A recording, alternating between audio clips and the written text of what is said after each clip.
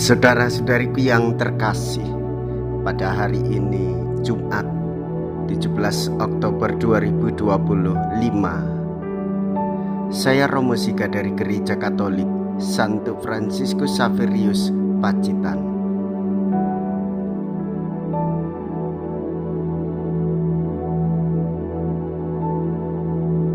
Dalam nama Bapa dan Putra dan Roh Kudus.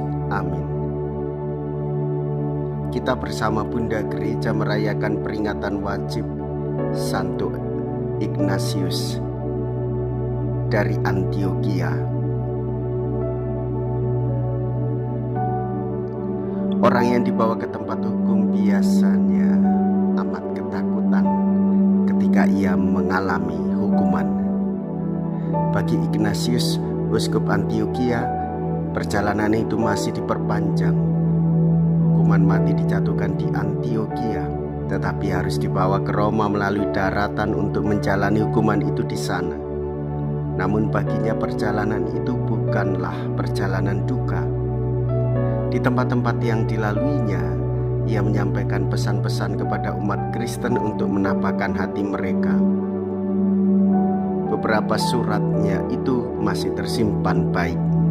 Tiada keluhan terbaca di situ.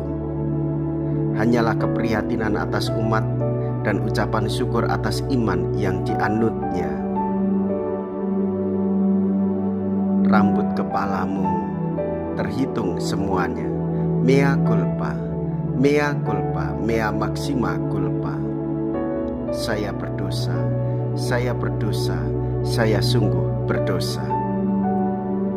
Semoga Allah yang Maha Kuasa mengasihani kita, mengampuni dosa kita, dan menghantar kita ke hidup yang kekal. Amin. Marilah kita berdoa.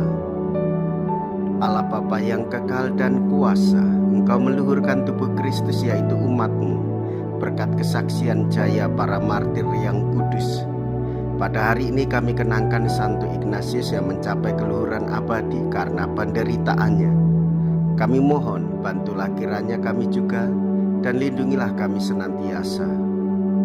Dengan pengantaraan Yesus Kristus Putra-Mu Tuhan kami, yang hidup dan berkuasa bersama dengan Dikau dalam persatuan Roh Kudus, Allah sepanjang segala masa.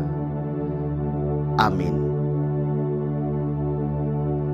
Tuhan bersamamu dan bersama rohmu. Inilah Injil suci menurut Lukas. Dimuliakanlah Tuhan. Lukas bab 12 ayat 1 sampai dengan ayat 7. Sekali peristiwa berkerumunlah beribu-ribu orang sehingga mereka berdesak-desakan. Yesus lalu mulai mengajar pertama-tama kepada murid-muridnya. Katanya, waspadalah terhadap ragi, yaitu kemunafikan kaum Farisi. Tiada sesuatu pun yang tertutup yang takkan dibuka, dan tiada sesuatu pun yang tersembunyi yang takkan diketahui. Karena itu apa yang kalian katakan dalam gelap akan kedengaran dalam terang, dan yang kalian bisikkan ke telinga di dalam kamar akan dimaklumkan dari atas atap rumah. Aku berkata kepadamu, hai sahabat-sahabatku, janganlah kalian takut terhadap mereka yang dapat membunuh tubuh, tetapi kemudian tak dapat berbuat apa-apa lagi.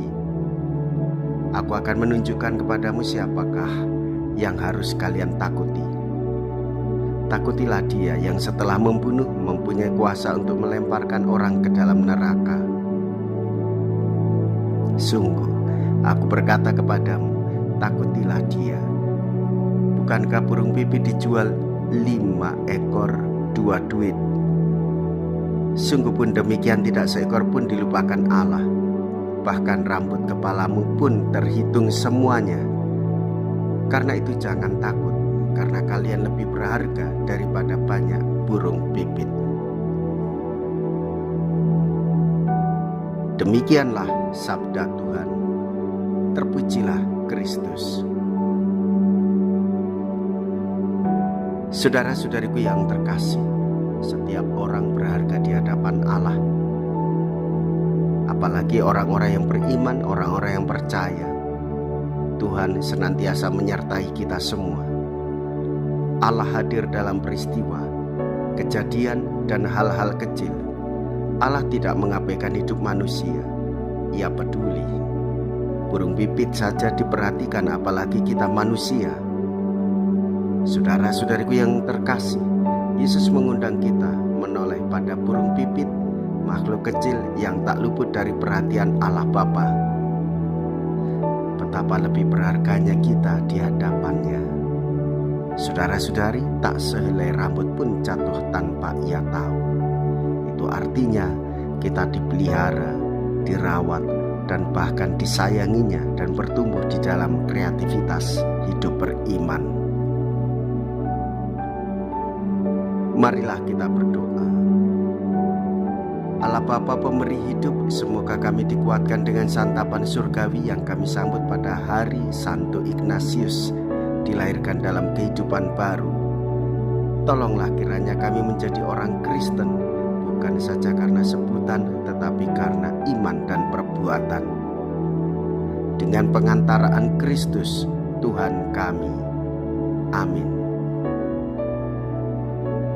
Tuhan beserta kita, sekarang dan selama-lamanya.